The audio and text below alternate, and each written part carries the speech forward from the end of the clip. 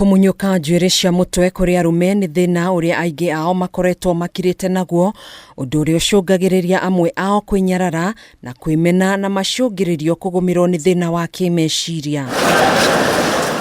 Na nĩguo gũcokereria riri wao na kwĩyenda makĩria, gĩcunjĩ kĩnene kĩa arume aya nĩ kĩambĩrĩirie kũhĩmbĩria motungata ma kũhandwo njuĩrĩ iria imunyũkĩte cia mũtwe nĩ ataaramu arĩa mohĩgĩrĩire maũndũ-inĩ megiĩ njuĩrĩ cia mwĩrĩ.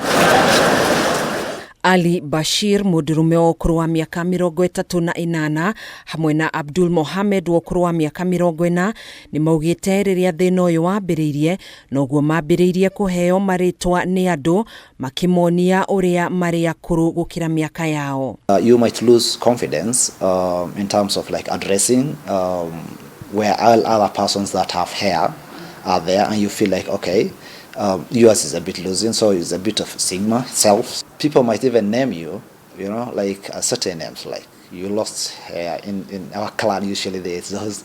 Others might feel like you're getting older. You are young, probably in your 20s and 30s. You are losing your hair. They will count you into the other groups. So they might call you Mzee, the bald guy there. All those.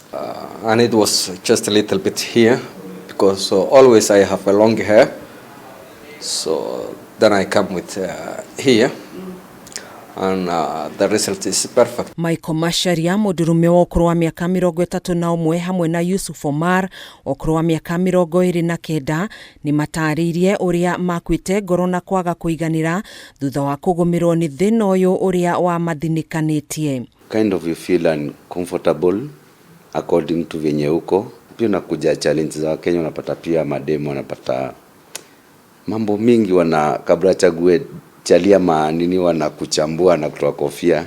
You know what I'm talking about. Kuna vitu nyingi sana ilikuwa kwa akili, so nilikuwa nadhani I'm still young, sijafika hata miaka 30, still not married, nywele inaenda na nakaa kama mzee, so ilikuwa depressing to be honest.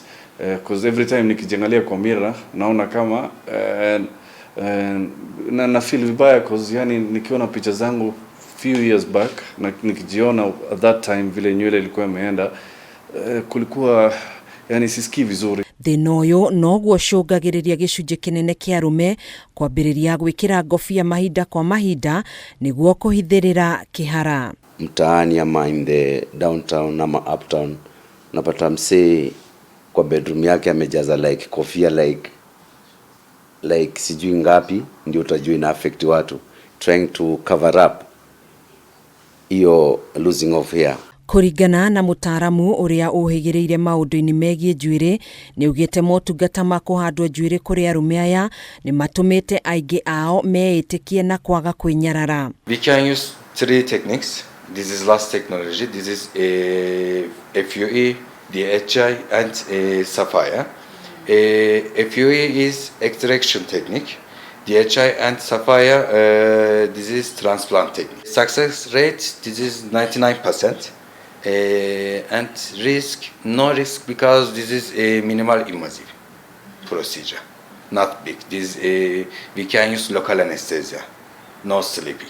Oho, Abubakar nĩ augĩte gĩcunjĩ kĩnene kĩa arume aya nĩ kĩonekanĩte gũcokwo nĩ mwĩhoko thutha wao kũgũmĩrwo nĩ thĩna wa kĩmeciria. First time, no, Kenyan people not more information for transplant, because he is come, what is this transplant, what is this? Handũ-inĩ ha KIMECIRIA TV, njĩtagwo Gathoni Wang'ang'a.